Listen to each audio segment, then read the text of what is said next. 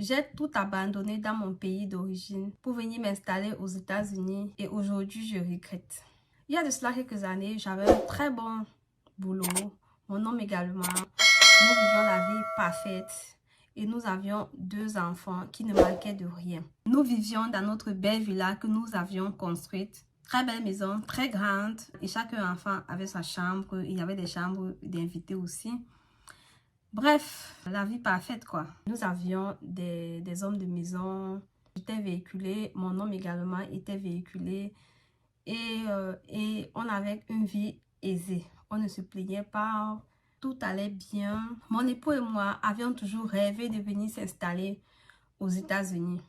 C'est ainsi que nous avions commencé à s'inscrire à la DV Loterie américaine. Et une année à la sortie des résultats, après vérification, nous avions été sélectionnés à la DV Loterie américaine. Nous étions tellement heureux, y compris les enfants, de savoir qu'ils devaient aller s'installer aux États-Unis. Bref, un rêve devenu réalité quoi. Mon époux et moi avions pris la plus difficile décision qui puisse exister. Cette décision reposait sur le fait que nous vendions tout pour aller recommencer aux États-Unis. Nous avions démissionné dans nos boulots respectifs, vendu tout ce qu'on avait, nos 2 véhicules, toute la maison. Nous avions dû offrir certaines de nos fournitures à nos proches et nous avions vendu le reste. Acheter notre billet d'avion et prendre le vol pour les USA. Une fois aux USA, nous avions été accueillis en famille et on nous a présenté une chambre où on devait séjourner, nous 4, mon homme et moi et nos 2 enfants. Chose déjà d'entrée de jeu qui n'était pas facile parce que chez nous, chaque enfant avec sa chambre. Et là, à peine arrivé, on se retrouvait à dormir, nous 4, sur un lit. C'est vrai, le lit était quand même grand. Mais alors, c'est quelque chose dont on n'était pas habitué et les enfants aussi n'étaient pas habitués. On avait notre confort et là, ce confort n'y était pas.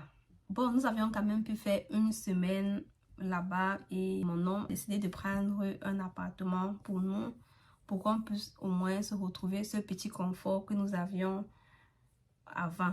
Une fois dans notre appartement, vous saviez que nous avions voyagé avec beaucoup d'argent, hein. Donc c'était pas un problème pour nous de se satisfaire. Nous avions donc commencé avec l'aménagement de notre nouveau chez nous. Donc c'était un appartement de 2 chambres et 2 douches. Nous avions commencé la belle vie. Nous avions commencé à explorer ce rêve américain que nous rêvions étant au pays. Et là, sur place, nous avions commencé à le vivre, à s'offrir tout ce qu'on voulait. Nous avions fait des magasins, on se baladait tout le temps. Et aussi, j'oubliais, 2 semaines après, mon homme s'est acheté une voiture. Puisqu'en quittant le pays, il avait déjà un permis. Donc, arrivé ici, le permis a juste été converti. Donc, on se déplaçait facilement, comme on voulait. On mangeait dehors, des grands restaurants. Et vous savez comment c'est coûteux. Cette petite vie de rêve, elle a duré comme ça des mois. 2 mois après, nous nous sommes rendus compte que seulement les charges de l'appartement dépassaient toutes nos charges que nous avions au pays. Seulement le loyer ici aux États-Unis, notre petit appartement à 2 chambres, jumelait tous nos dépenses en un mois du pays. Et maintenant, il y avait les autres charges d'électricité, il y avait l'assurance de la voiture, l'assurance maladie. Bref, il y avait des charges supplémentaires en plus des charges de loyer. Ce qui fait que notre argent finissait drastiquement puisqu'il n'y avait pas de source de revenus.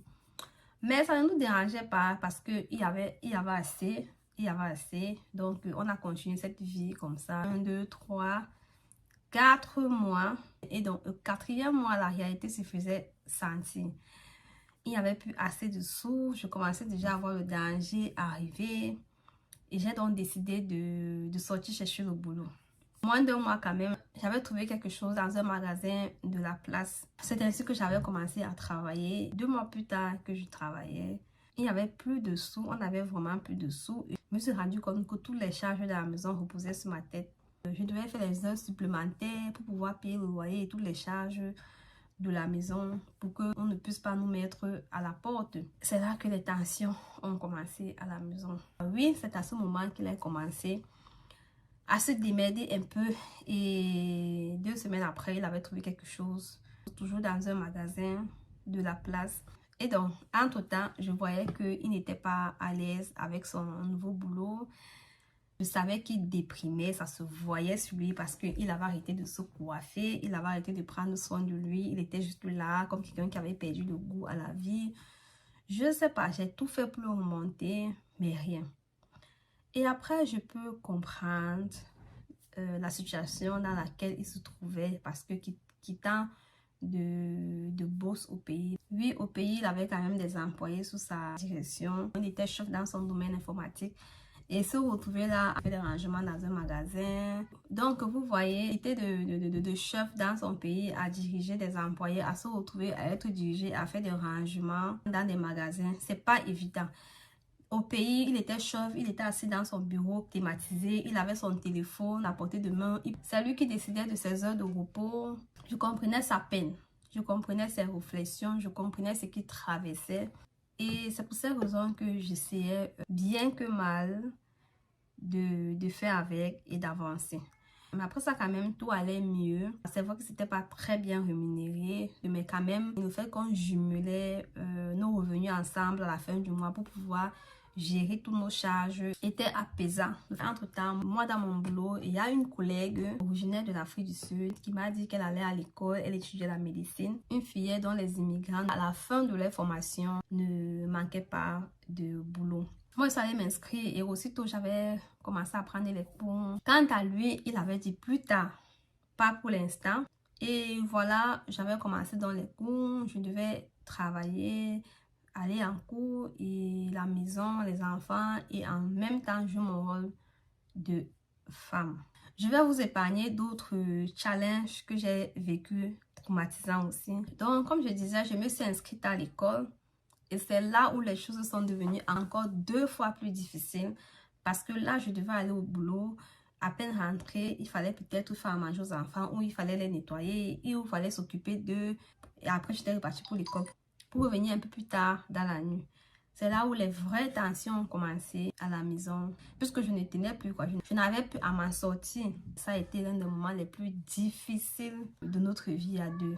On se déchirait et ça ne plaisait à personne. Du coup, j'ai commencé à déprimer, à réfléchir. Je ne savais pas s'il fallait retourner au pays ou quoi faire.